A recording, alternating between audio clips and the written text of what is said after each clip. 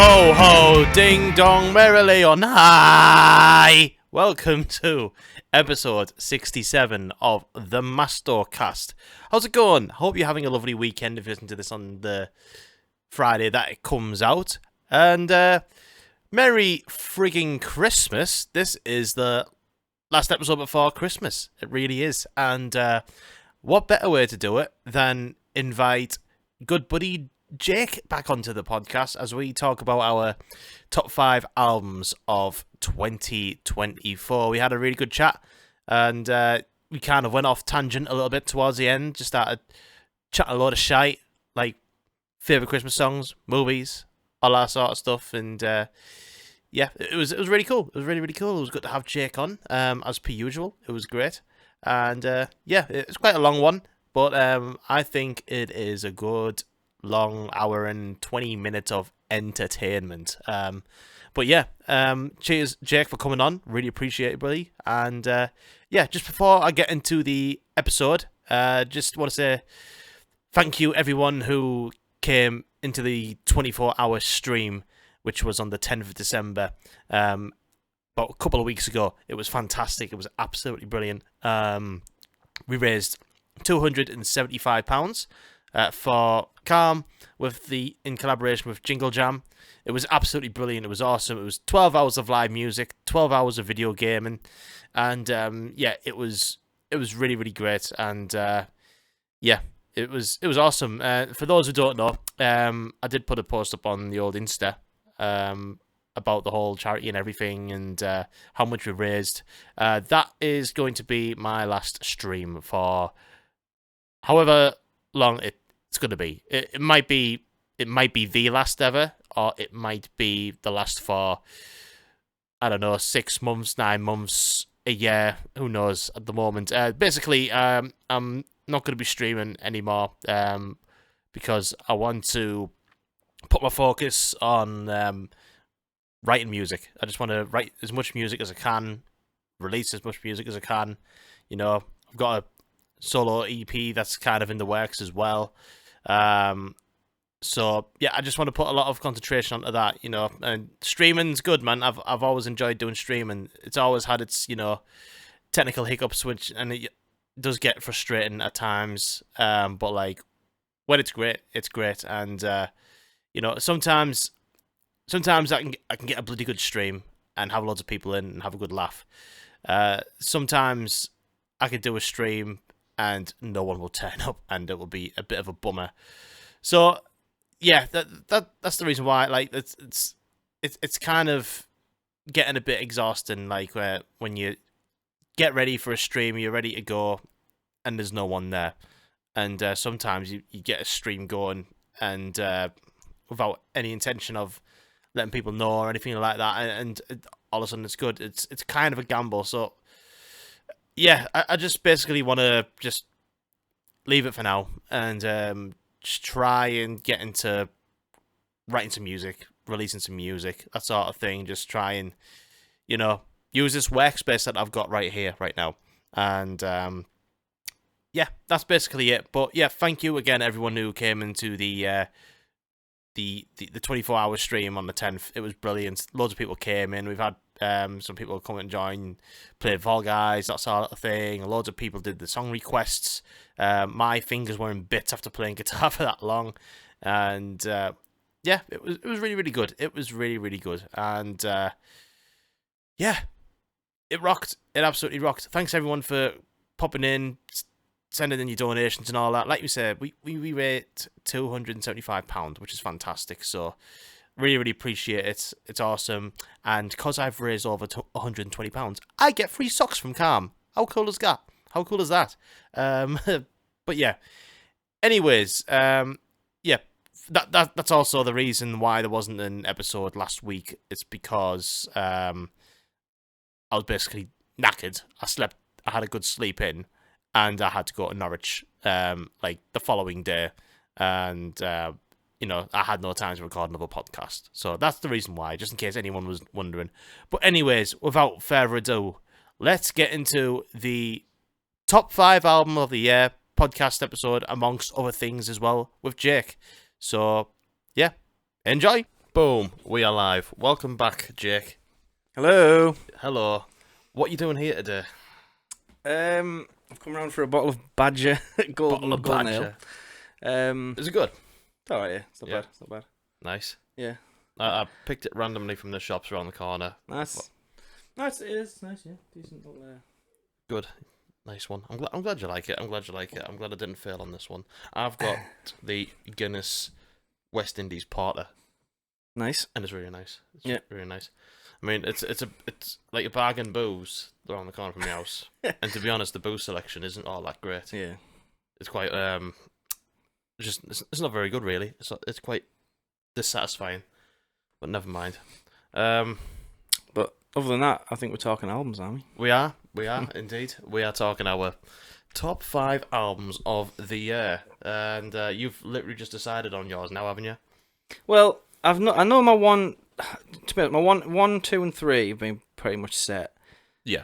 And today I've changed my 4 and 5 around a few times. Yeah. And as I just said to you before we started, I'm still not sure what my 5 is, so I'm gonna do the last minute decision.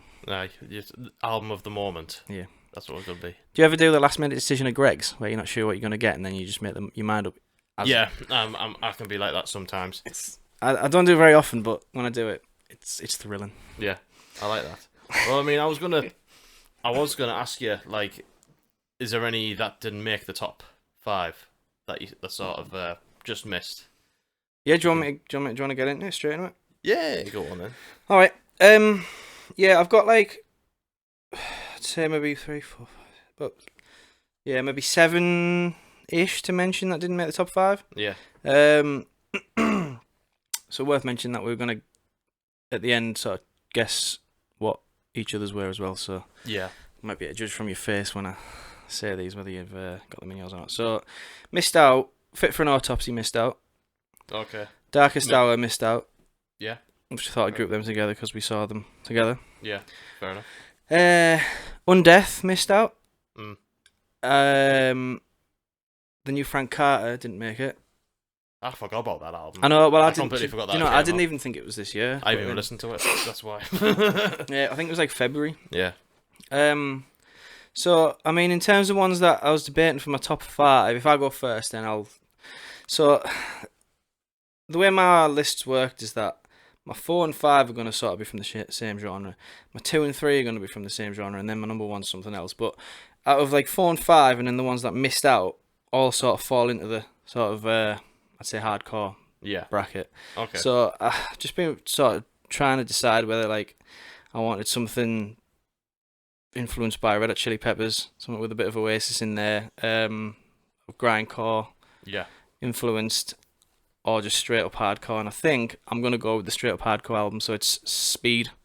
Ah, nice one. Good shout. That was a very good shout. I think I'm fairly new to this band. I think I only really discovered them this year, but no, it's pretty sort of straight down the middle hardcore, really, isn't it? But yeah, just done really well. Yeah, pretty much. I like the little sort of bits of like, they're Australian, and so the little bits of like Australian influence stuff that they throw in there. So like the intro with the, what is it, like a flute thing? Yeah, he's got a flute on that. Yeah, and then the breakdown with the flute as well. Yeah, just cool. Yeah, only one mode it's called, isn't it? Yeah. Yeah, that's the one. So yeah, that just beat. I was debating at one point. I had Slope in there. Ah, nice. Which again I forgot was out this year, but that's just, that was like really early this year. I love that album, and as I say, I had that in. I was like, you know, I'm gonna put the silly Red Hot Chili Peppers album, and then I didn't. So yeah. Also, can't believe they're from Germany, but anyway. They are. Yeah. They are. Yeah. So that just missed out. High Vis just missed out, and Nails just missed out. Ah, man. At one point I had them as my number 5 at some point, but then no, I'm going with Speed because I think I had it on today, and it's just sort of for what I'm into right now. That's sort of the album that grabbed me the most. So yeah, particularly like the first track, Real Life Love. Yeah, that one's a really good one. I like how like sort of loud the album is. You know, like not in a Death Magnetic sort of wreck your eardrums way. You can tell like the guitars and everything's turned up. Like, yeah, when it's like been recorded, really like, punchy sounding quality. I love it. Yeah, it's a really good album, that one. That's another one I forgot that's come out this year, but like that didn't make my 5. Yeah. yeah, it's a hell of an album. Like I can't wait to see them at Outbreak again next year. I mean, I saw them last year. It was before they even had the album out. I think they had like an EP and that was it. Yeah. So I'm looking forward to actually seeing them like with music now this time. Yeah. But yeah, I'll go off some shit that didn't make my my top 5 because I've actually got a top 20 list. I've had to know. I have. So I've done that. So bear in mind my rankings isn't strictly rock and metal. There's absolutely all sorts in there. There's bits of hip hop and there's pop and all that sort of stuff. So there's stuff like Tyler the Creator didn't make me top 5. Harriet didn't make top 5. Touche Amore didn't make top 5. High Vis. As good as the Cure album is, that didn't make my top 5. I think if I had more listens, it could have done. Maybe. Do you know, I had that at 5. Oh, really? As my guess for you, but then I've just changed it before I came out. So fair enough. Yeah, Fontaine's DC didn't make it. Charlie XCX's Brat didn't make it. That's a really good album. I like that. Gate Creeper didn't even make it. Let's see. And I think one that just missed out on my top 5, and again, it literally just came out like a couple of weeks ago, is the new Kendrick Lamar album. Like that just missed out. Oh, really? Okay. Yeah, I was just like... Yeah, it has just come out, wasn't it? Pretty much. Yeah. I haven't listened to it yet, but... Oh, it's really good. It's really, really, really good. But yeah, I was just like, I was so close to putting that in. But I reckon if it came out earlier and I had some more listens... Because like Kendrick Lamar albums are a bit more... I mean, it's more accessible, the new one, but they're very... It's one of those like where every time you listen to it, you discover something new about it. So yeah, so they all missed out of my 5. So my 5, I don't think you will listen to this one. I think I might have mentioned the band before, but it's Prelude to Ecstasy by the band The Last Dinner Party. This is... I don't think you've Nah, I've heard of them. I don't know nothing about them. They're pretty much massive all over the shop now at the moment. Like they're on all the main stage festivals. Like they played Reading and Leeds just recently. They did Coachella. They did friggin' Glastonbury. Like they're absolutely all over the shop. Like they're just like selling out UK tours and everything. I've heard a few people give them the whole industry plant shtick, but I don't think they are really. But it is their debut album. That's why I think that's why. But it's really that happens in that. It's only metal where that doesn't happen. When bands and artists blow up on the first album. It's only metal where that doesn't happen. It's pretty normal to happen in pop music, really. Yeah, I mean maybe they are, but if the album's good, who cares? Which is all I care about, really. But like, it's very, very good. It's very sort of like Kate Bush, Fleetwood Mac. It's very sort of grandiose, and like each member of the band like shine through on the album and all that. And like, I don't know her name, the singer. She's got a hell of a voice. Like she's got a really beautiful voice. It's very sort of like harks back to that sort of 70s sound, like Sparks and stuff. Like it's really cool, and like the lead guitar work is all like it's like the really cool sort of like classic rock sounding guitar solos. Like they're really, really good. And what's that song called? Nothing Matters is just like the big song of the of the album. Like that's a single that's on FIFA. And shit. It's probably one of them ones where I'll have heard it and just not. Yeah, you probably would have done. No, it's really, really good. I mean, it's for me my favorite pop album to come out this year. It's very, very good. I've listened to it to death. Like when it came out, I think it was about March when it came out. Yeah, and it's stuck with me since. So I think I get these mixed up with the other band of similar sort of ilk who were big last year, and I think they won like Brit Awards and stuff. Who am I thinking of? I think they supported the Foo Fighters as well. Oh, shit, I can't remember. Is Wet Leg? Is it Wet Leg? Oh, Wet Leg. Yeah. Are they like them or is they not? Oh, they're better than Wet Leg. But is it a similar sort of thing though? I think Wet Leg are a bit more indie. Okay. Whereas these are a bit more sort of retro sounding, quite folky, quite poppy. Oh, yeah, I'm definitely getting them mixed up. But... Yeah, I mean, give them a try if you fancy it. But I'm not opposed to all the stuff that you mentioned that sound like. To be fair, so it's not metal. Yeah, no, it's really, really good. So yeah, Prelude Prelude to Ecstasy by The Last Dinner Party. Nice. Very, very posh name. I think they're all very posh. Yeah, yeah. Yeah. Right, we're on to 4, are we? Mm-hmm. Okay, so at one point, I didn't even have these in the top 5, but then I put it on this morning at the gym, and I was like, no, it's got to be in there. It's probably one of the biggest metal albums of the year, and it's probably one of the sort of biggest artistic statements of the year. Knocked Loose. You won't go before you're supposed to. I think it was Kerrang's album of the year this year as well, wasn't it? Was it? Yeah. I didn't know. Yeah, it was, yeah, and it did well on the Metal Hammer ones, but no, it's crazy that this band are getting as big as they are, because they sound like you've been punched in the ears. Like, not a nice band to listen to, either. Like, No. and they're getting bigger, and they're getting more horrible sounding as well. Like, this newest one is like the most sort of visceral, extreme album they've done, isn't it? I'd say. I agree.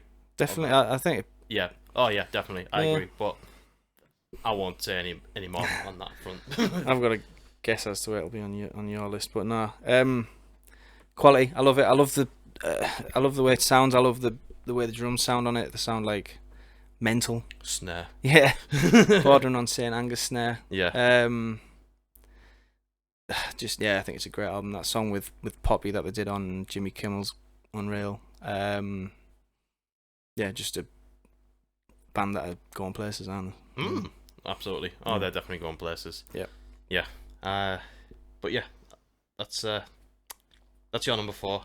I won't say any more to that because, spoiler, I think it might be on mine. Yeah. Somewhere. So my number 4, this one came out really early in the year as well. And this was like, I think this might have been back into January this came out, if I remember rightly. But this one of my favourite bands from my youth and my dad's youth to still be kicking it in 50 years. Bruce Dickinson. No! Fucking hell. I think that album's alright. I think it's alright, but it's not even touched my top 20. But it's if it's good enough to be in Metal Hammer's top 5, it's good enough for anyone. But yeah, right. But yeah, for a band to be going 50 years strong. Oh, I know what it is. Still kicking absolute living shit out of every other band. Judas Priest with Invincible Shield. You what? Yeah, was that January? You what? I think it might have been like May. I don't know. I can't remember. I'm sure it was like the back end of January or like the beginning of February. One of them. Was it really? Around about that time. But yeah, it was early on March. this year. Ah, it was March. Okay, there we go. But yeah, this album came out, and I was just like, "Are you having a laugh?" Like, because like they're a band that have been going for 50 plus years and still making new metal bands. Some newer metal bands sound like shit, basically. I think. Yeah, like, I agree. I think the main reason why I haven't gone back to it that much is because it's just simply not as good as Firepower. Yeah. Yeah. I know that's not a little bit better. Not particularly a reason not to listen to it, but I think just how good the album was. Following it up is a bit like, it's good, but it's not as good. But it is great for to be doing what they're doing. How many? 50? It'd be 50. I think 2021 was their 50 years, wasn't it? So it'd be 53 years now. Yeah. No, 2020 maybe, because I think they cancelled it and then did it right, later. yeah. So 54 years in. Yeah, that's Jesus. right. They did the anniversary set of Bloodstock, didn't they? Which we saw. And that was 2021. Yeah, I think it was. It was, yeah. Yeah, because it was just after COVID and all that. But like, Rob Alford's in his 70s and screaming his tits off like that. He still sounds great, doesn't he? He sounds incredible. The whole band do. And I just wish like bands like Maiden, Metallica, and everyone else of that ilk would just go to the same producer. Yeah. For all their albums, like like Invincible Shield isn't a long album. It's like 50 minutes long, whatever. Yeah, I'm looking at the deluxe edition. He's an hour. But, yeah, I mean, if you cut off the 2 bonus tracks. Yeah. But even the bonus tracks are pretty good as well, to be fair. But yeah, it's 50 minutes and like it just comes at you at the gate with like it just sounds hard and like fast and energetic. It sounds like a band that's still in their youth, really. Yeah. Like, it sounds like a band that's only like 2 or 3 albums in, but instead it's actually, I can't remember, I think it might be 16th album or something like that. Well, it must be more than that, mustn't it? Probably, yeah. But like, I just wish, the last Iron Maiden album was pap. The last Metallica one. The last Metallica album wasn't all that great either. Terrible. Yeah, pretty shit. That's, I just wish bands of that ilk were just like, and these, and Priest are like 10 years older than like Maiden and Metallica as well, and they made this album and made like the last Maiden album and the last Metallica album sound like an embarrassment, really. Yeah. Mm-hmm. And like, I just wish I'd just like take a leaf out of that book and just be like, yeah, we should get with Andy Sneap and just. I think because Metallica and Iron Maiden are massive, the biggest 2 bands in this genre, pretty much. Whereas Judas Priest are obviously huge, but they're not that level of massive that they're probably still willing to listen to somebody and take advice from somebody. Whereas Metallica and Iron Maiden, it's quite clearly just like we're just doing a double album. Yeah, and nobody's going to tell us otherwise. Whoever's producing them, they're obviously going to be like yes men and all that. Aren't they? So, but yeah, it's unbelievable, this album. Like, just hard as fuck. Yeah, it's hard as fuck. Probably helps when your producer's pretty much in the band as well. Yeah, there's that as well. Yeah. Aye. Well, I know Glenn Tipton can't join him on stage anymore because he's got Parkinson's, but yeah. like he's still involved in like the writing process and everything, which is pretty cool. Yeah. So. Nah, it's a good one. That I need to go back to it a bit more because I listened to it a couple of times, but. Yeah. Looking at the track list now, I can remember every song sort of an earworm, isn't it? Like, what's the one that's like a tribute to like the Giants in the Sky, like a tribute to like Lemmy and Dio and stuff. Oh yeah, I think that's it. Yeah, that sort of thing could quite easily be so cheesy, but yeah, I don't know. I just think everything that Judas Priest do is very authentic. Like, yeah, just they do like the heavy metal swords in the air thing, but it never comes across. Yeah, it doesn't naff or cheesy, it never comes across like naff or cheesy, or just like oh, we got to write a song about this. Yeah. Cause for the old metalheads and all that. But no, it's just mint. It's absolutely mint. I love it. And yeah, that is my number 4. Cool.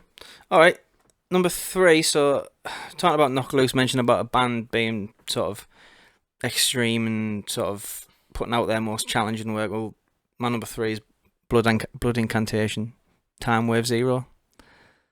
Time Wave. You mean Absolute Elsewhere? Yes, that's the one. It's Time Wave Zero is one of the other albums. That's the ambient one. Yeah, sorry, Absolute Elsewhere. Yeah. Just like the most insane album of the year, probably, from like just musicianship perspective. I know you don't want to talk about it. I know. Never heard of it. Never heard of it. Just sounds shit. Like I got into them on the last album, Hidden Histories of the Human Race, and that's good. And it's sort of. It's like this new one, but a light version of that. Now you've heard the new one. It's not on the same level of musicianship, and they've really stepped it up with what they're doing. And I must admit, I've probably listened to this album maybe 4 times maximum. Yeah, because it is hard work, isn't it? It's hard work. It's a great album, but it takes a lot. You need to sit there and sort of. I listen to a lot of my music while I'm working, and I can't just put that on in the background and. Yeah, true. But. It's so good. It's so like refreshing to sort of hear a band do something like that. I think a lot of the times because essentially what they've done is they've took the 2 genres of music that they like and smashed them together, basically sort of death metal and proggy sort of stuff. Yeah. And a lot of times when bands do that, it can easily sound a bit like here's the death metal part, here's the prog part. Is a death metal part, and quite jarring and sort of. But the way they do it is so like smooth and seamless, and sort of you know if they're going to transition at some point, and it sort of keeps your attention because you're like, when is the sort of proggy Pink Floyd part going to come in, and when we're going to get the big massive death metal riffs, and they do both of those things to such a high standard. It's unbelievable. Like there's all the songs have pretty much the same name, doesn't it? So it's difficult to remember what's in what, but is it the tablet, the Message 2 has the Pink Floyd section in it, I think.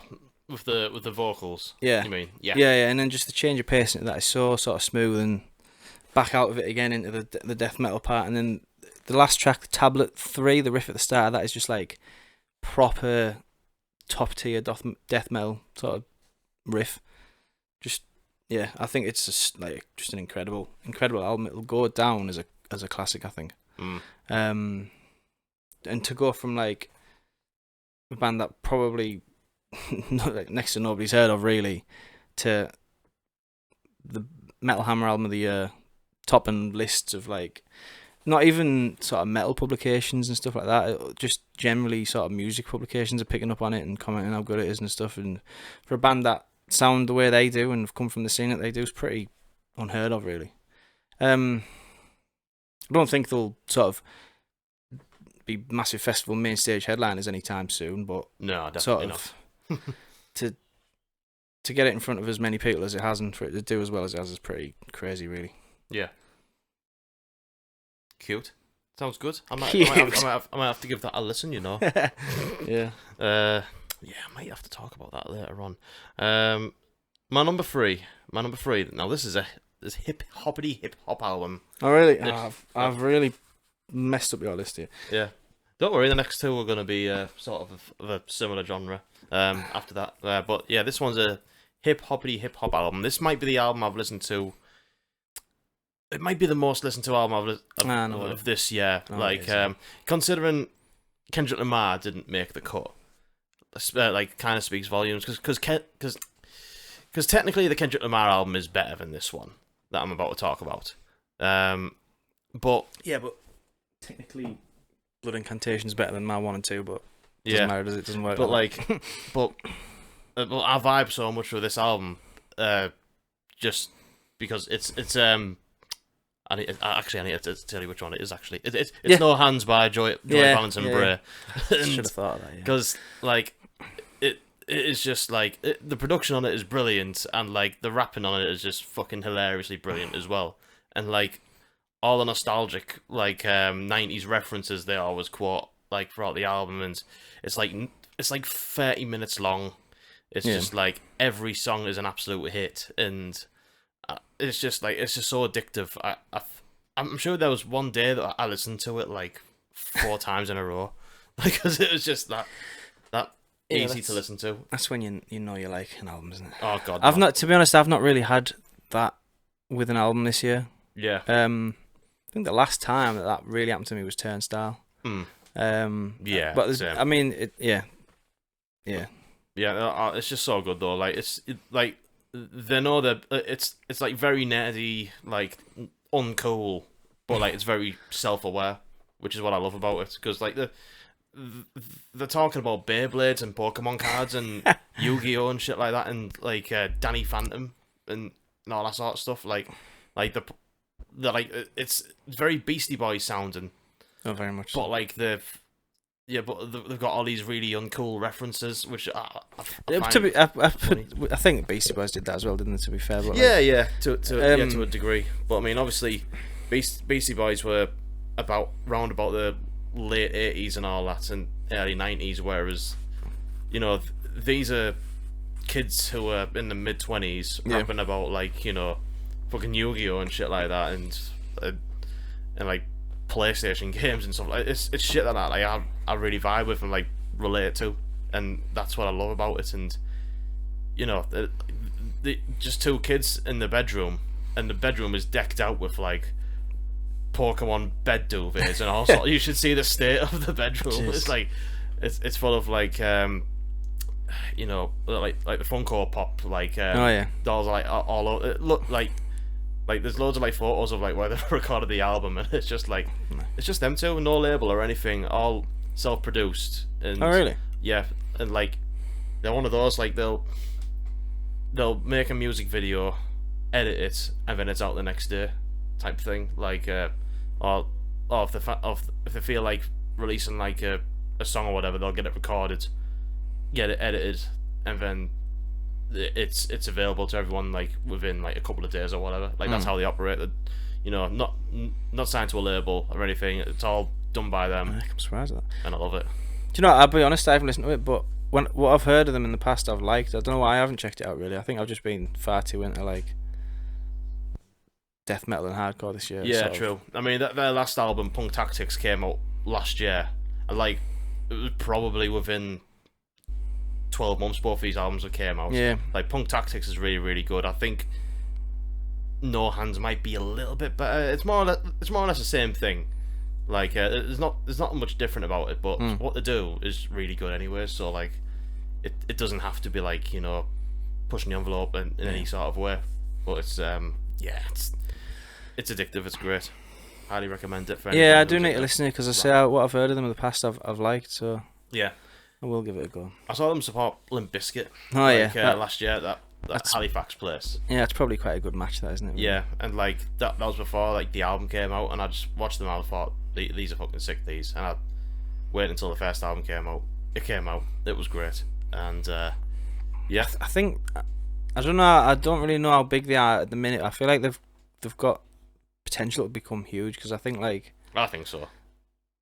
Like nostalgia's in at the minute, isn't it? Particularly 90s nostalgia, and it's not as if when that sort of thing dies out, which it will, it's not as if they can't just switch it up and do something different, is it? They don't seem like they'd be hamstrung by what they're doing at the minute. So yeah, I know what you mean. Yeah, yeah. I mean they've done a UK tour recently. I'm quite gutted I didn't make it because I think they were playing Leeds and it was on like when I was at work, and like the venues are like not the biggest ones. Like I think they played like the Electric Ballroom at London.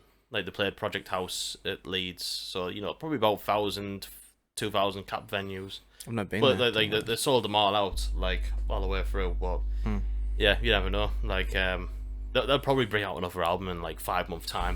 Yeah, well, I mean that's another thing that is quite common in other genres, and it only seems like metal where you have every 3 years you bring out an album. In other genres, people do just bring out albums all the time, don't they? Or EPs or songs at least. Yeah.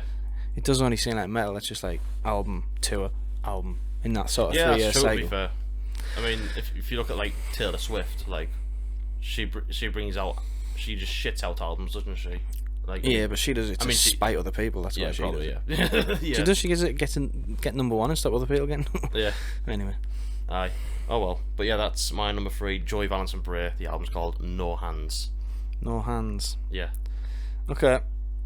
So I said that my 2 and 3, my 4 and 5, my 2 and 3 are in the same genres. So my number 2.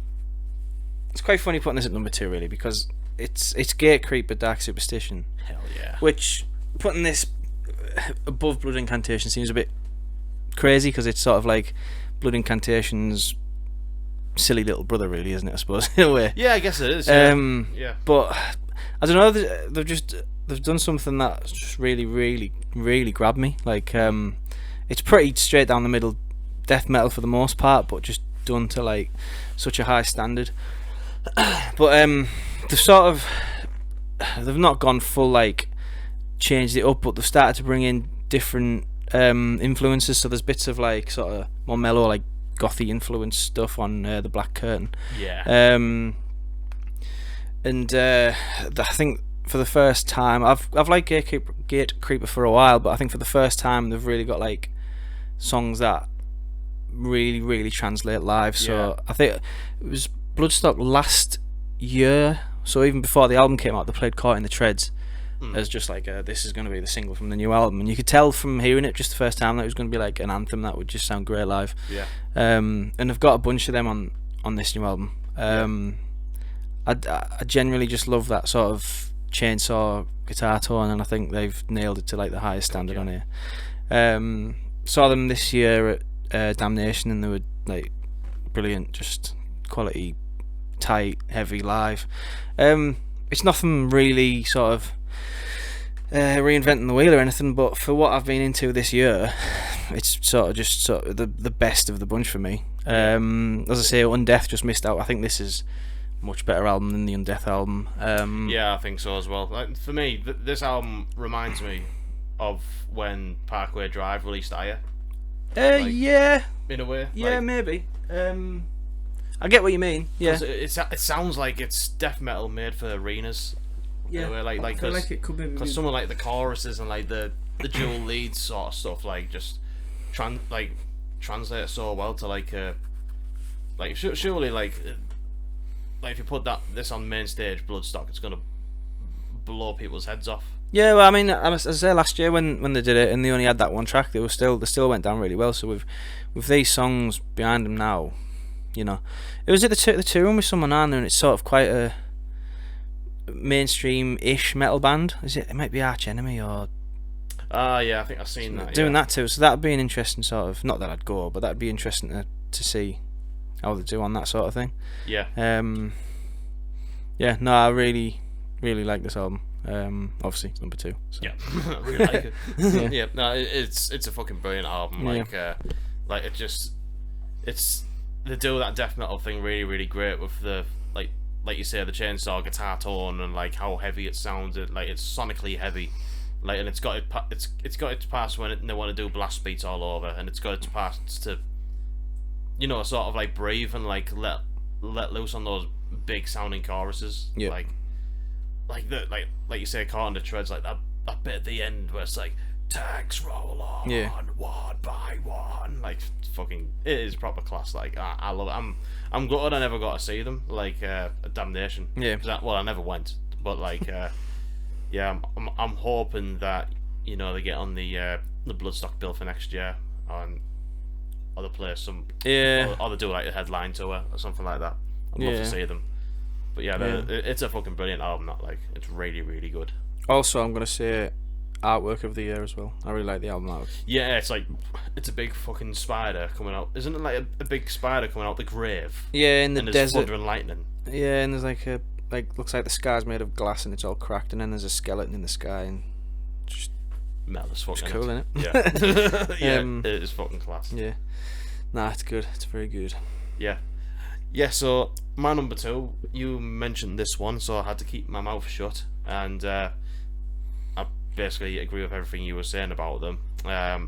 Knock Loose, You Won't Go Before You're Supposed To. Yeah. And it's how do they get bigger by getting heavier and angrier as they go on? Yeah, it's bonkers how they do that, because, you know, I struggle to go back and listen to like previous work every time they release a new album. You know what I mean? Yeah. Because like when Laugh Tracks came out, I thought it was quite good. Like when it came out, and it had a lot of hype over it. And then when Different Shades of Blue came out, I was like, it made Laugh Tracks look like sound pathetic in my opinion. So I never went back to it. And then the EP came out and it sounded heavier. But now this new album's come out and it sounds way, way heavier. And like, have you listened to the last 2 albums back to back? Because the Different Shade of Blue, isn't it? Yeah, yeah. That's it. It sounds so. If you do them back to back, it sounds so weak compared. Like, right. In terms of like the way it sounds, the songs are still great. It just not anywhere near as like violent sounding or heavy. No, it's quite bizarre, really. Because I remember when that came out, and I thought, bloody hell, this is a lot. Oh no, yeah. But this new one's like another level. Yeah, and where do they go from here? Like, do they keep bringing the heavy? White noise. It's just to the point where they do swans or whatever. Or, like it's an unbelievable album. It's incredible. Looking forward to the tour the UK tour that's happening in March, and they're also headlining Outbreak. So it turns out I'm seeing them twice next year. But his guitar tone's insane as well. By the way, it's like it sounds like he's like just shoved a handful of gravel into his guitar somehow. Yeah, and like you were saying, like that performance on Jimmy Kimmel. My God, it was so. I watched that so many times because it was just so cool. Yeah, I've watched it about 10 times. Yeah, it's class, and I just feel like, you know, not the average viewer is not gonna be bothered about that, but you know, some kid who was watching that with like the parents or whatever is gonna watch that and be like, yeah, I want to do that. Like, you know, it's similar to like when Slipknot has been on like the earlier sort of shows and stuff, and you know, that sort of thing. That's the type of shit where people want to form bands. And It's a beautiful thing. What I don't understand about them is who they're obviously getting bigger.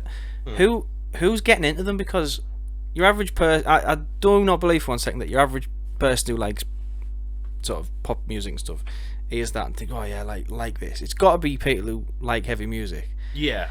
But then I just kind of feel like the two sort of hardcore for metal fans and becoming too metal for hardcore fans. So I honestly don't know who it's sort of translating to, but it obviously is. Yeah, it's strange. It's you can't, like you were saying, too metal for hardcore, too hardcore for metal. Like it's just like you can't pinpoint that sort of their sort of sound. Like it's just a perfect blend of the two.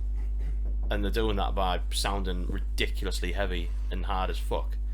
And yeah, like you said, Kerrang put it in the album of the year.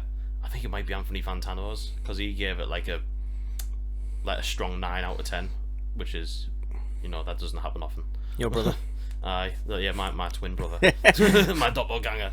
But yeah, it's brilliant. It's brilliant. Like I haven't seen him since Different Shade of Blue tour, so I've only seen him once at Bloodstock last year.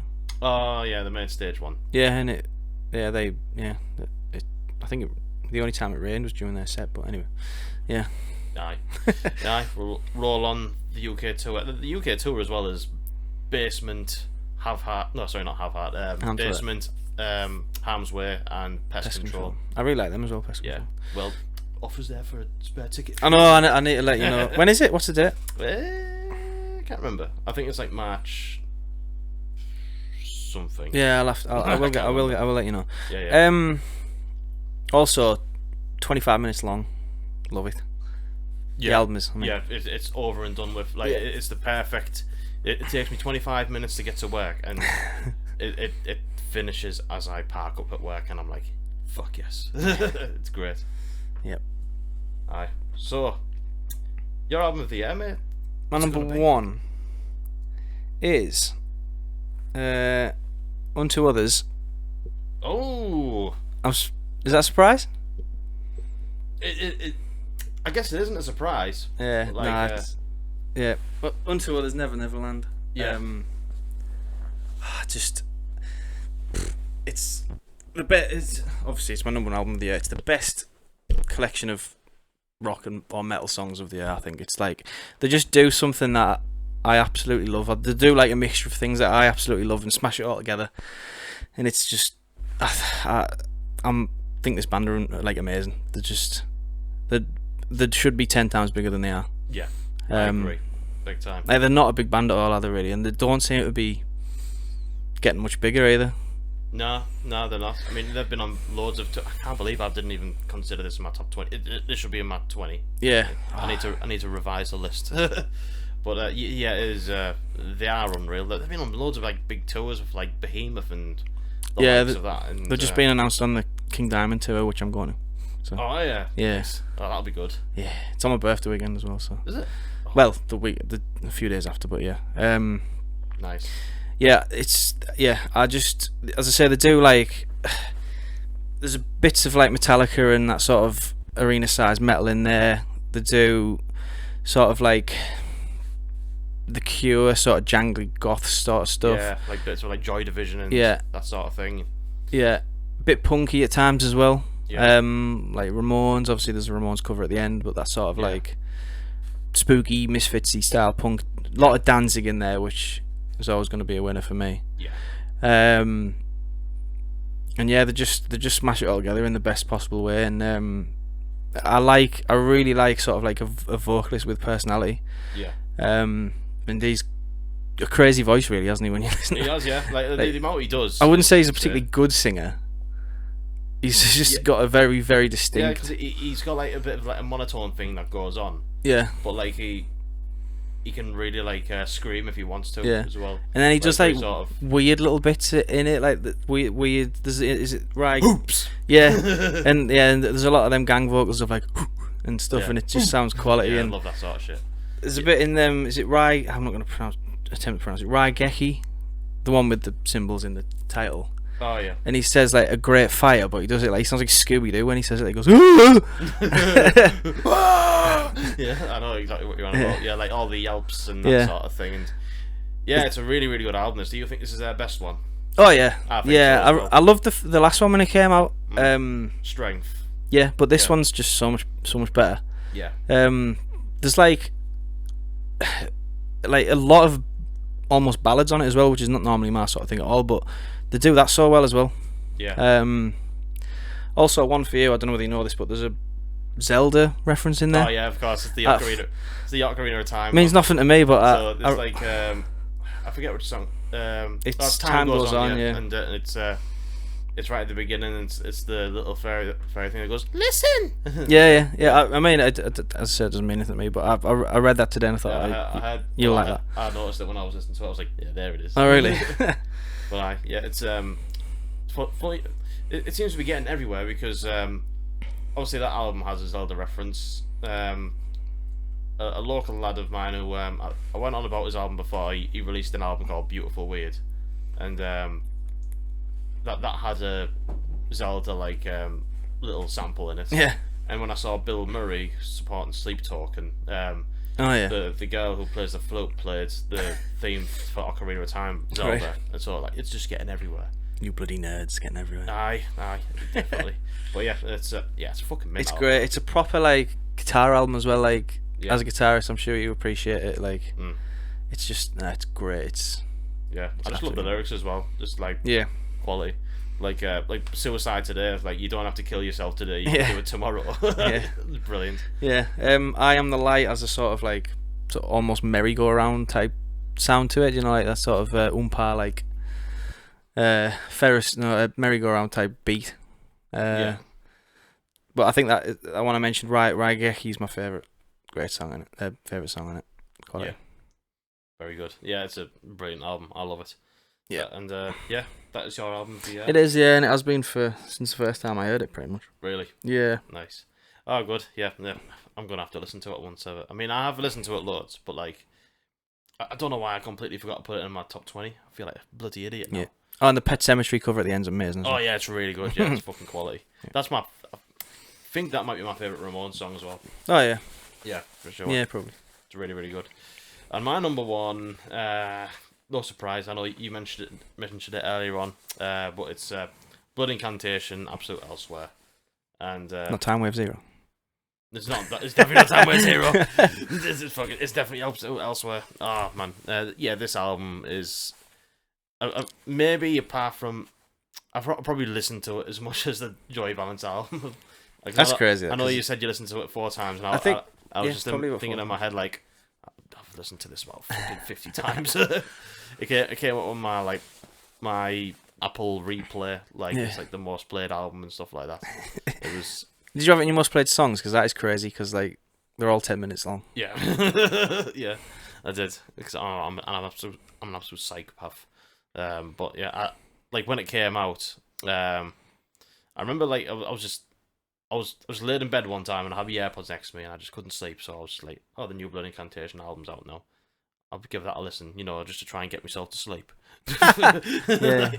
And I listened to it. I was just laid there like, what the fuck is going on here? Like this is like it's just, like I was just like laid there like jaw dropped, like, and it's just fucking incredible. Like all the Pink Floyd parts, as you said earlier on, are amazing, and I love the last album that you were on about, Hidden Histories of the Human Race, is it called? Yeah. Yeah, and but like this one's just like a complete step up for me, like in terms of production and everything. Like, I tell you what's a really good watch. They've uploaded like the documentary, like the making thing. I like those when bands do that.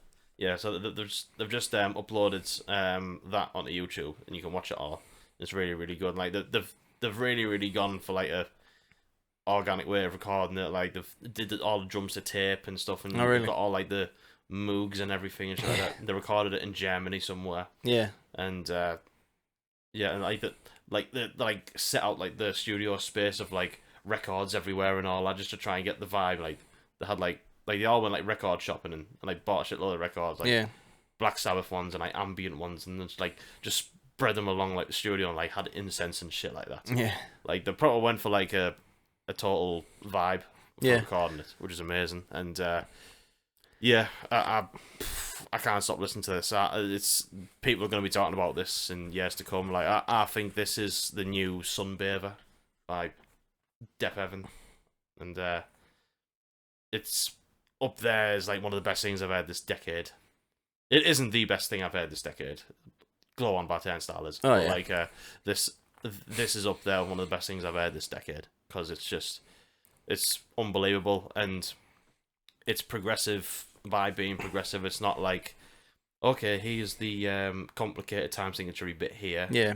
This bit is going to be a acoustic guitar folky bit or anything like that. You know, it's not like like bands like Dream Theater, like they're proggy in a different way. Like they like to do Rush, whereas Blood Incantation like to do Pink Floyd, that sort of thing.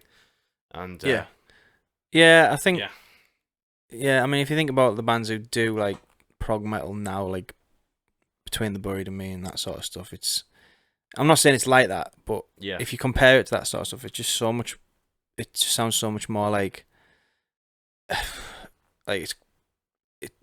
those bands sound really manufactured and Periphery and those sort of things. It's sort of, it's not like that at all, is it? It's raw and as you say, influenced by like 70s stuff, and if as you say, they've gone for that sort of vibe when recording it, you can really hear it in the music. Yeah, the death metal parts are like fucking Morbid Angel and shit like that, where you've got like friggin' Emerson, Lake and Palmer and Pink Floyd and Jethro Tull, like little flute solo, and like having Tangerine Dream on the album as well. I mean, I'm not actually familiar with their work. I know the name, and I think you can tell by the name what they sound like, can't you? Yeah, but like having stuff like that in there is just like really, really cool, and yeah, like the riffs on this as well are just unbelievable. Yeah. There's one bit like I believe it's tablet 3 on the Stargate. It's like the closing riff, but it's the bit where it's going demanding passage, and then it goes. And then it's like open the Stargate, and then it's got like the tappy bit on the end, and it's one of the most perfect outros of a song I've heard. It's so good. Well, that is a Morbid Angel riff, I like. Yeah, oh, it's incredible. Yeah, it's yeah, I'm flabbergasted by this album, blown away. It's incredible. It's alright, it's alright. Yeah, it's alright, yeah. It is brilliant. But yeah, like, I was quite surprised to see it as, like, Metal Hammer's album of the year. Yeah, I was surprised at that, because normally they go for, like, pretty much the biggest album of the year, so you would have thought it would have been, like, Knocked Loose or... You'd think it'd be, like, Knocked Loose, Bruce Dickinson, I think there hasn't been... When you think about it, there hasn't been that many big albums, really. Not like big artists. Judas Priest, probably the... Yeah, maybe the like, biggest, what do you reckon? Yeah. Sleep Talking was a Sleep Talking album this year, wasn't it? No, that was last year. Yeah. But yeah, you'd expect them sort of bands, but like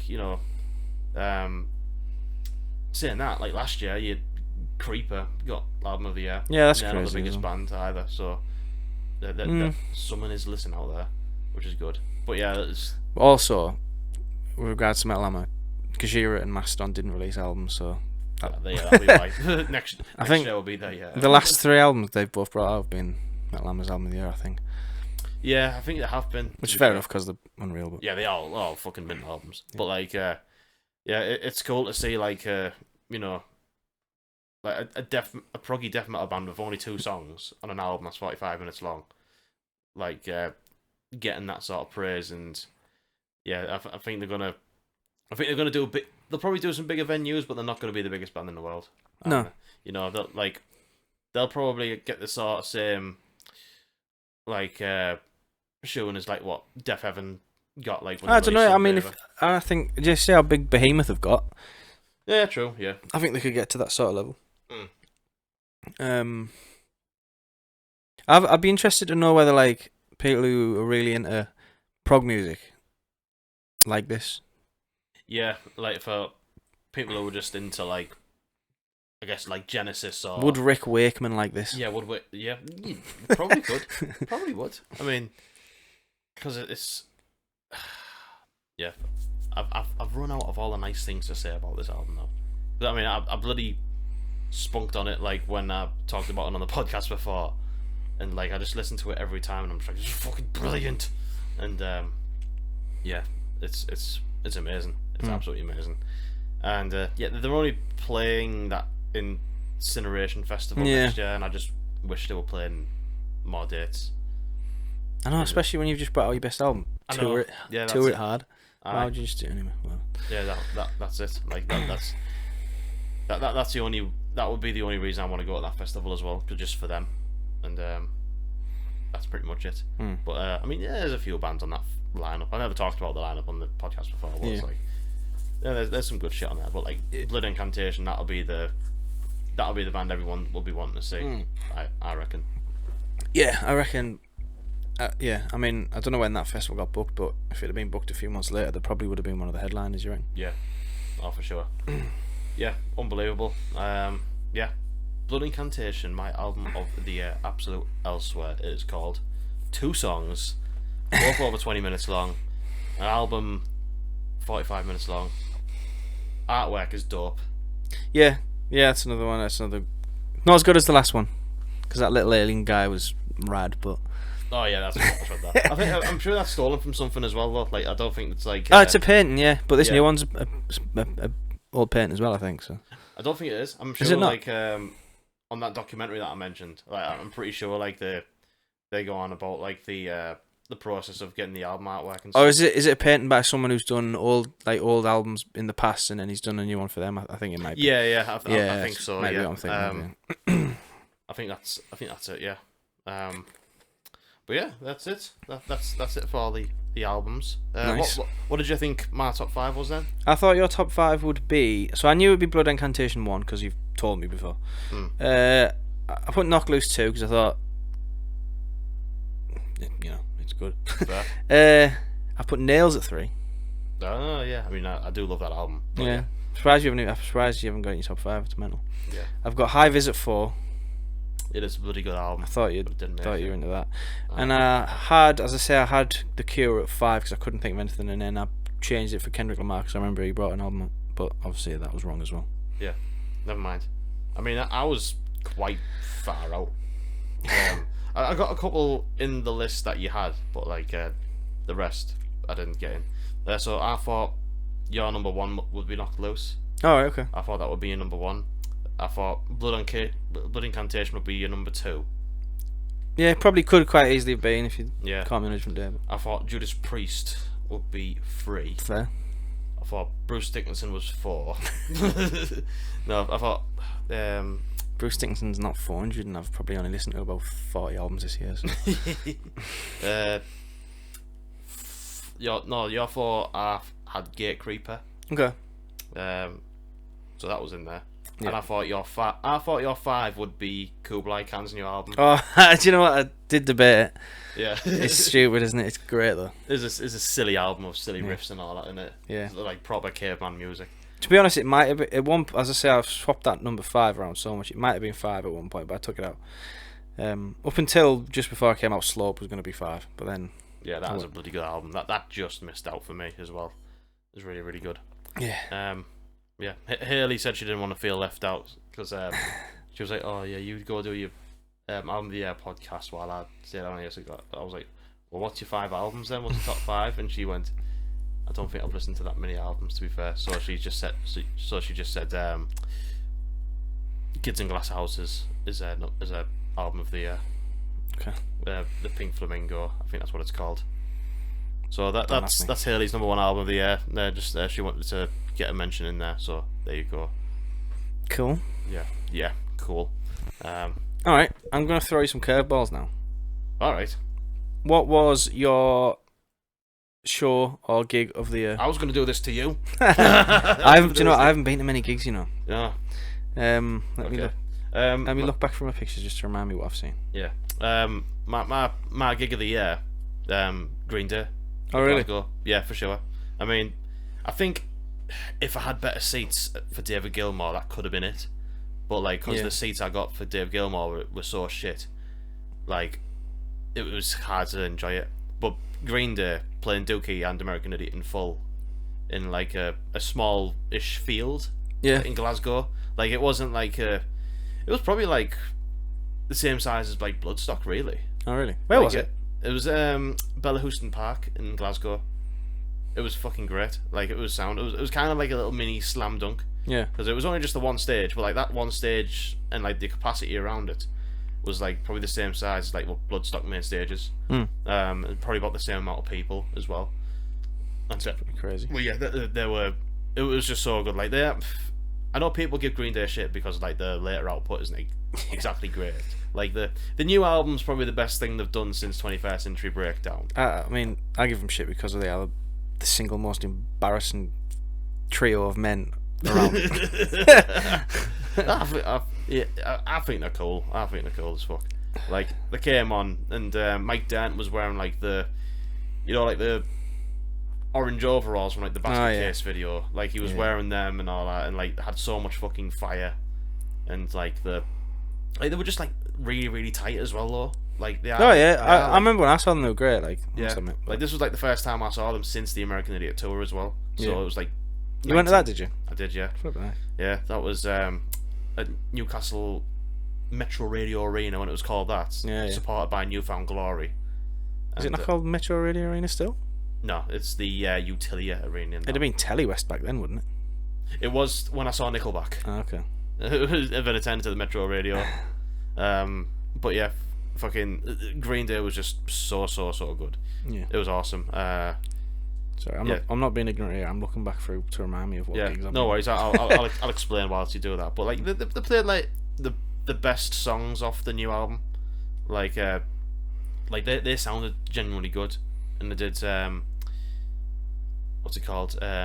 Brain Stew from Insomniac, which is my favourite Green Day album. So they were getting that in there. But like, even though I preferred Dookie over American Idiot, like that set when they did American Idiot was just I don't know how to describe it. Like it was just like such a like a that was nostalgic feeling. More our era, wasn't it as well? Yeah, without going like, oh, I remember this song, but like it was more like a fucking hell, like this just like takes me back to when I first saw them. It's probably a more impressive album to hear live as well, I would imagine. Oh yeah, definitely, yeah, because like Dookie just went like that. Yeah. Like it's only like a half-hour long album, anyways. Did they have loads of people on stage, or was it just the three of them? Yeah, well, for the Dookie segment, it was. I'm pretty sure it was just the three of them. Yeah, that's what you want. And it might have had like one more guitar player. That was it. But like, yeah, for the rest of the set, it was like another two guitar players, and like at one point, like they had like three guitar players. I'm like this song does not need three guitar players. What is going on here? But they had like the keyboard player and someone else on like some other percussion, I think. Yeah. But yeah, they do have a big band, and it sounds massive and tight and everything. Yeah. And it was quality, and like they finished on Good Riddance, Time of Your Life. Like just him on the guitar, and like Mike Dent and Trey Cole like just came up on stage and like just sort of like crept up behind him and were just like goofing around, and like it was just like really like fun to watch. And yeah, it was just so good. I mean, I wouldn't have expected that to be like my gig of the year or anything, but they were just that good. Like they're gonna fucking smash Download. They're absolutely gonna smash Download. Forget about like fucking talking, and Korn have done it enough times. Like they're gonna be like, everyone's gonna walk out of Download and be like, oh, did you just fucking see how good that was? Yeah. But I'm not going, so never mind. I suppose it's Outbreak as well, isn't it? So. It is, yeah. It's Outbreaky Break. Outbreak's better than... Yeah. Well, okay, so I think I've just gone through that. I've probably been about 6 gigs this year. Oh, really? Yeah. I thought it would have been a bit more than that. Nah, so when Bring Me the Horizon. Yeah. And then Silosis with you, that was about March, was it? Yeah. And then nothing for a while after that until like I saw Frank Carter in February as well. That was really good. Yeah. And then nothing after that until probably Bloodstock, and then I saw Cannibal Corpse. Yeah. With Municipal Waste. That Fit for an Autopsy and Silosis tour, which would probably be my number 2. Saw in Shikari the other week, which was good, but not my gig of the year. So I suppose my gig of the year is just a set from a festival. It's Malevolence at Bloodstock. Fair play. Yeah. Absolutely fair play. Yeah. It's up there, like that. That's probably up there with one of the best festival performances I've seen. I think Avenged Sevenfold take the cake, but like, yeah, that Malevolence set was unbelievable. Yeah. I think we spoke about it when we did the Bloodstock one, didn't we? So I won't go on too much, but it was just chaos, just absolute chaos. Yeah. I'm dying for like the footage to come up on YouTube, because like obviously they record all the pro shot footage, and it always turns out pretty well. So like I'm dying for the festival, like for Malevolence set to come up on YouTube. I was thinking about when he wanted to get the circle pit going around the tower. Yeah. I was thinking about this, and that behind that tower was just a walkway for people. Yeah. So there must have been people just walking to the other side of the field. But yeah. Just getting mashed. Yeah, I noticed it because just getting absolutely smashed to bits by people and wondering what the hell's going on here. Yeah, which is pretty funny, really. I noticed it because I was in it. Yeah, that was fucking quality. That like yeah. Yeah. I love when you see a band, and they're not the headliner or anything, but they just come on, and you can just tell that they're acting like they are the headliner. They're just going for it, just absolutely sort of making a claim to be the next headliner. Oh, there will be. And that was the biggest display of that I've ever seen. It was unbelievable. Yeah, it's like I walked away from that thinking they are going to headline this next time for sure. Yeah, it was so good. Yeah, should be a new album next year as well. Next year. Yeah, it will be next year. Fucking hell, this year that'll be a dick move on that. Yeah. After we've just done now top 5. Yeah, that's a good shout. That. Yeah. Have you got any more thingies to give us? Curveballs. Yeah. I was gonna hit you with another 2.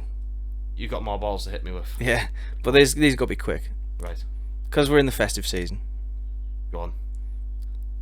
Movies, songs, top 5 Christmas. Go. Fucking hell. Right. Okay. Right. Songs. Yep. Number 1. Yep. The Darkness. Banger. Don't Let the Bells End. That is a fucking belter. Incredible. Wizard. Banger. I Wish This Could Be Christmas Every Day. Paul McCartney. You played that in the car on the way up. Absolute banger. Yeah, Paul McCartney. I put it on. I put it on during the week, and I was like, I like how he went. Keyboard player, give me the worst beat imaginable, please. Yeah, and he did it. Quality. He's touring at the minute, and he played it. I saw that on TikTok. I was like, oh my god, that'll have been fucking insane. We'll get a fucking circle pick up for this, lads. Where am I at? Am I at 3? No. 3. Have I done 3? Yeah. Okay, so I need 4 more. You need 2 more. Yeah, I need 2 more. I'm on number 4. That's what I meant to say. Yeah. Wham. I'm gonna give it that one. Yeah. I mean, fuck Wham again. If you that's What sort of loser does that? I know. Look, what sort of loser gets stop yourself from listening to good music? Yeah. Fucking silly. Absolute silly attitude. Yeah. I mean, it happened when I was at the waterfront at Norwich the other week. I already heard the song like on a Christmas advert or something like early on in the year. So like when I was it started playing, I was like, oh shit, Wham again, man. But then I thought, actually, no, the song rules. Why am I stopping myself from listening to it? Quality. Yeah. Number 5. Slade. Yeah, it's got to be Slade on it. Yeah, Slade. That's number 5. Right. So top 5 Christmas films. Number 1, National Lampoon's Christmas Vacation. Yeah, that's a fucking belter. I watch that every year. I still laugh every time I watch it. Oh yeah, it's incredible. Jingle All the Way. Yeah, I watched that the other day. Yeah, unbelievable. Put that cookie down. Put that cookie down now. Muppets Christmas Carol. Unreal. Yeah. Number 4 would be. Oh shit. God, I'm blank. I've blanked myself. I've blanked my head here. Do you want me to list some? Yeah, list some. The Grinch. I wouldn't say that's top 5. It's good. I don't really. Nightmare Before Christmas. Yeah, you can have that. Yeah, I'll have that. 'Cause there's the argument: is it Halloween or is it Christmas? It's a Christmas film. It's called Nightmare Before Christmas. Yeah, of course. Yeah. And my number 5, I will go for fucking. I'll go for Home Alone. Yeah. Go for Home Alone. Yeah, man. What about yourself? Songs. Chris Rea, number 1. Yeah, it's Absolute a good one. banger. Slade, number 2. Yeah. The Darkness, number 3. Yeah, fair enough. Paul McCartney, number 4. Yeah. Pogues, number 5. Fuck. I messed up here. Pork should be in my top 5. What should I swap that with? I'll swap that with Slade. I think I'll swap it with Slade. Okay. Yeah. Yeah, Pork's is just a masterpiece, isn't it? Yep. Yeah. Right, films. Films, I'm ruling out Die Hard because it's my favourite film ever, so I'm just ruling it out.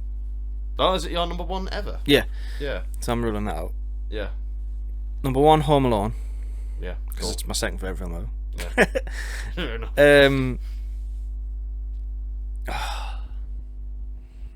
I'm gonna go National Lampoon's Christmas Vacation, number 2. Brilliant. I'm gonna go Muppets Christmas Carol, number 3. Yeah. I'm gonna go Elf, number 4. Elf is really fucking good. Elf rules. Elf is brilliant. Oh, what's left here? What else is out there? It's either Home Alone 2 or Donald Trump's little cameo. yeah. Let me just have a look. Home Alone 2 or Cooking, great guy. He's alone. You're doing a lot of impressions this episode. Hey? You're doing a lot of impressions this episode. Just wait until you hear my Kermit the Frog impression.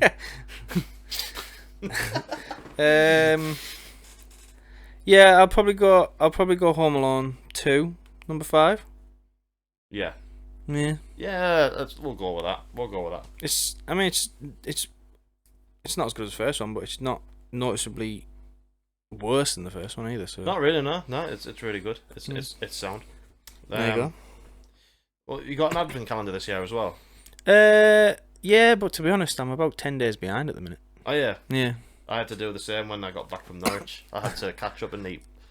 I've got 2 advent calendars. Oh yeah. We just got a cheap Dairy Lee, whatever. Sorry, Dairy not Lee? not Dairy Lee. Fucking That would rule. Laughing Cow advent calendar. Fucking Dairy Milk one, and my mum was very generous and got me and Haley Marks and Spencer's one. Oh nice. Which is good. Like the chocolate tastes good on that. Yeah. So, like when I had to come back from Norwich, I had to eat 3 of each. Advent calendar. Oh, what a shame. It was, yeah, no, that was bastard. Oh, God, I gotta eat my chocolate. Good shit, that. Yeah. Nah, I've just got your standard Dairy Milk and a Galaxy one, I think. Yeah. Previously, I've had the Brewdog one, but I didn't have it this year. See, I've never gone in on like the big fucking like beery ones or whatever, or gins. Pretty good, the Brewdog one. It's massive. It's about as long as this sofa. Yeah. Nice. Nah, I just didn't get it this year, but Yeah. worth a punt if you ever. Never mind. Yeah, Mm. I do love myself a good advent calendar. What have you asked Santa Claus for Christmas this year? I don't want or need anything, if I'm No, honest. never I've got do too I. much of everything. I've got everything. I've just got. I don't need any clothes. I don't need any shoes. Don't need any records, but I'd like some. Yeah. Nah, don't need anything. Yeah. I mean, if I ever see a present that's wrapped and it's like in the shape of a record, I'm usually stoked. Oh yeah, well that's Yeah. But yeah, I think I'm running out of space though. yeah. Running out of space. I am running out of space. I need a new Kallax unit. Yeah, well I've filled a 4, and then I've got another 2, and I filled that. So Shit. Yeah. Never mind.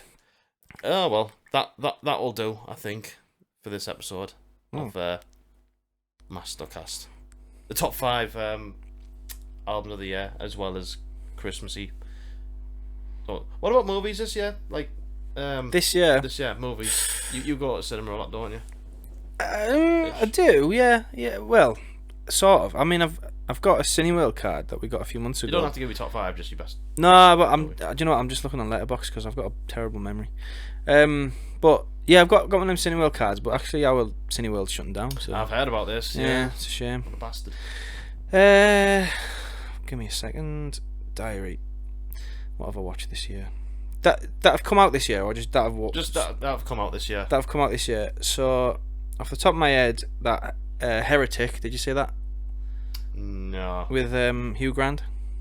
No, I didn't see that one. It's really good. He's basically he has a couple of religious like door knockers at his door, and he brings them into his house, and he sort of traps them and trying to make them think that religion's a joke and That's stuff. cool. So, he plays a really sort of creepy part in it as well. Yeah. Red One, you know that stupid new Christmas film? Oh, is that the one with fucking Dwayne Johnson? Yeah, that's crap, but it rules. What else? Blink Twice. That was decent. I've heard of that one. Beetlejuice. That was a good film. Yeah, it was, to be fair. That was good, that. Twisters. That was good. Was that this year? Yeah. Oh, fucking hell. I didn't think it was this year. Long Legs. Yeah, Long Legs. Really, really good. That's like my second, I think. Yeah. Yeah.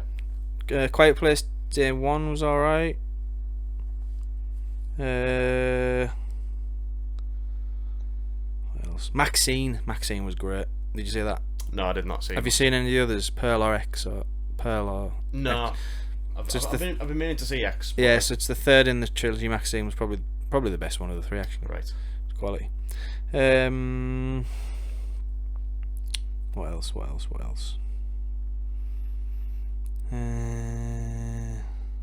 Monkey Man, did you see that? No, I did not. That's good. It was a bit like John Wick, but set in India. Yeah, I've heard of it. I've seen the trailer for it and stuff like that, but no, I haven't watched it.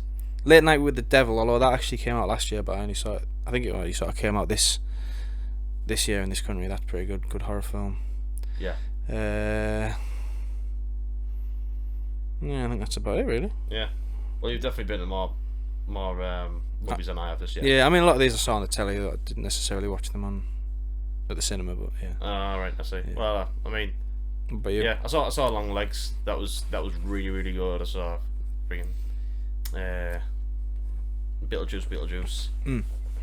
What was the last thing we saw? Can't remember. Oh, we saw Wicked.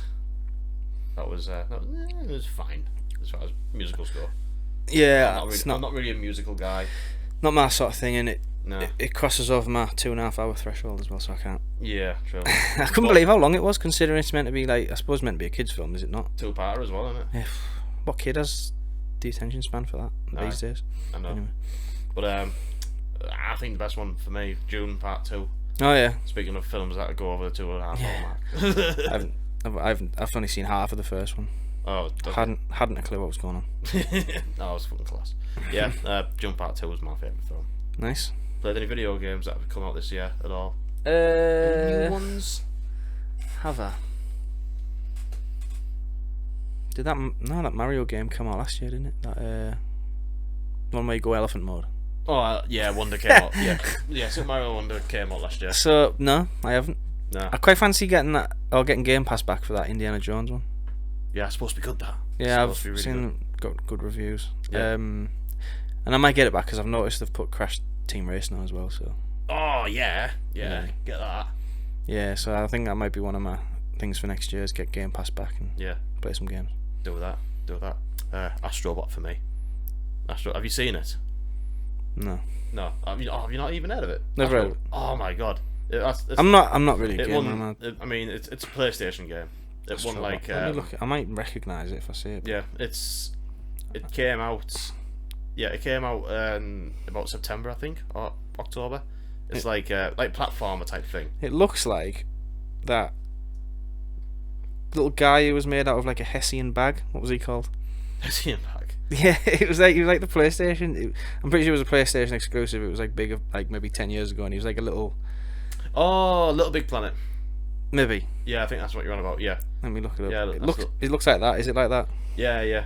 Well, it's like a platform type thing, and you go to rescue a bunch of robots, who are all like PlayStation characters. Oh yeah. So like that's the one, yeah. Yeah. So like it harks back to like Metal Gear Solid and Oh, yeah. like Croc and friggin' like worms and shit like that. Like like you'll be collecting like characters who were like from the early PlayStation games and like stuff that you're not heard of, like from like Japanese PlayStation games. But like you'll meet ones from like the later ones as well. There's like nice. 318 to collect. Yeah.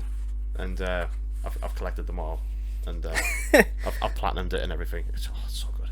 That sounds sounds like your dream. Yeah, it definitely my dream. It was so good. Yeah. One last question. Go on then. Can you confirm or deny if this is true? Right, I saw the other day that, and I think it might have been that thing I sent you. Newcastle was a playable level on the original Driver. Is that true or false? Like the city of Newcastle. I have no idea. But I can't get past the fucking Yeah, tutorial to know. Can't get out to it. Yeah. No one can. I saw it and I thought that can't be real. But apparently, it's something to do with it was made in Newcastle or something, so they put it in as like a hidden unlockable level or something. I don't know. Have a look when you stop I recording. might have to try. Get past that fucking tutorial then. What? All right. Here's a daft one. What's the best thing you have eaten this year? What's the best food you've had this year? Well, I've been to America twice, so some good stuff. Yeah. In-N-Out burger rules. Yeah. Like, just the best fast food burger. Yeah. I had some tacos from a taco truck in LA, which were unreal. With like carne asada fries, which were amazing. Yeah, probably one of those two, to be honest. Yeah. How about you? Good shouts. Ooh.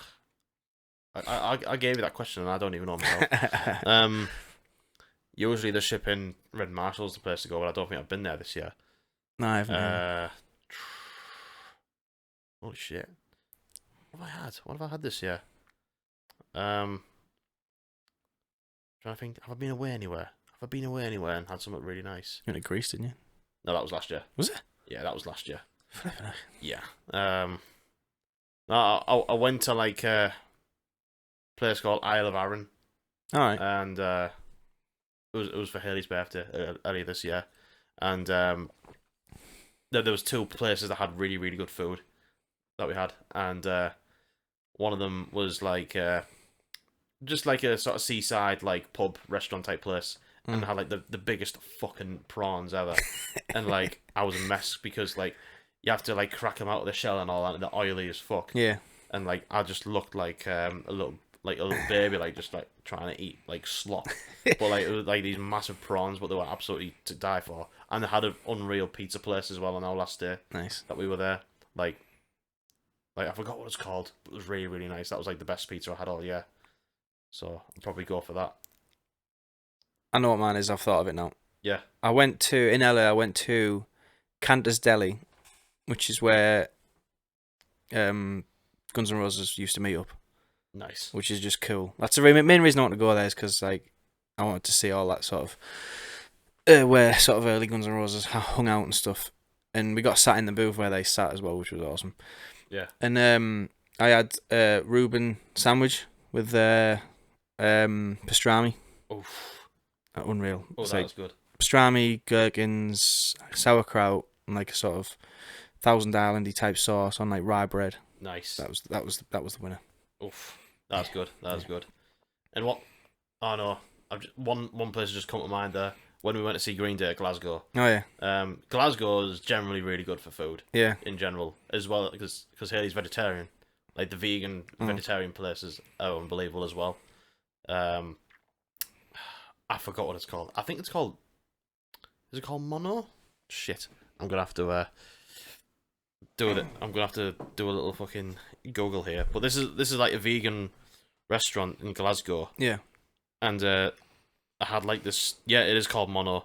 And I had like this this burger, which was absolutely unbelievable. Like it like surpassed like that good. It surpassed some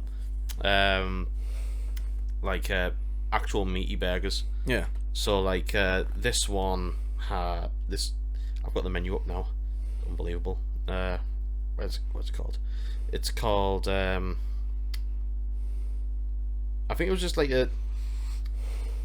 Oh, they changed it a little bit. No, it's not on there now. Never mind. They've changed the menu, but it was kind of like a seafoody type burger, but it was unbelievable. Nice. And they had like tacos and shit. Like that was unbelievable. That. There you go. There's the sandwich in question. Oh, fucking heck! Yeah. I mean, if only you audio listeners could see this. Oh. There I am in the Guns N' Roses booth. Yeah, there's so I'm describing it to the audio listeners. It's just it's Jake just sat on a big corner sofa in the booth where Guns N' Roses used to hang out. Nice. And that's why Axl Rose is the shape he is, because he goes there. That'll do, I think. Yeah, I think that'll do. Thank you very much, everyone, for listening to MastoCast. It wasn't just the top 5 albums; it was top 5 of, among other things, for the year. Yeah, that was it. Few curveballs, which I appreciate. Thank you for joining us, Jake. It's all right. I like to talk trash. Good to talk trash, as per usual. Hope you have a good Christmas. Yeah, and you. And and have a bloody good New Year. And all that sort of stuff. Overrated New Year, isn't it? Yeah, New Year is pretty shit. Like I'm not bothered about that at all. I'm not anymore. I used to be. Used to love it, but not anymore. Used to love it. All house parties and all that. Yeah. Shit now. Yeah. But yeah. Anyways, thanks very much for listening, everyone. We will see you again soon. No doubt. See you later. Bye. And there we have it. Thank you very much, Jake, for coming on the podcast and bantering with us and talking about our top 5 favourite albums and all that sort of stuff. And I hope everyone who's just been listening listening to the podcast enjoyed it. I hope you all enjoyed it. Hope hope listening to this makes you think, I might give Blood Incantation a listen, or Unto Others, or whatever. It's it was a really cool chat, and I hope you all enjoyed it. And with that being said, have a bloody good Christmas and a bloody happy New Year. I think there'll be another episode coming out between Christmas and New Year, which I believe will be the 27th, which will be the Friday. So, yeah, I'll see you next week, for sure. I'll record summit. And, do take care. Have a good Christmas. Drink responsibly, but also have a rad time. Bye! I love you all. See you later. Ding dong merrily on my face.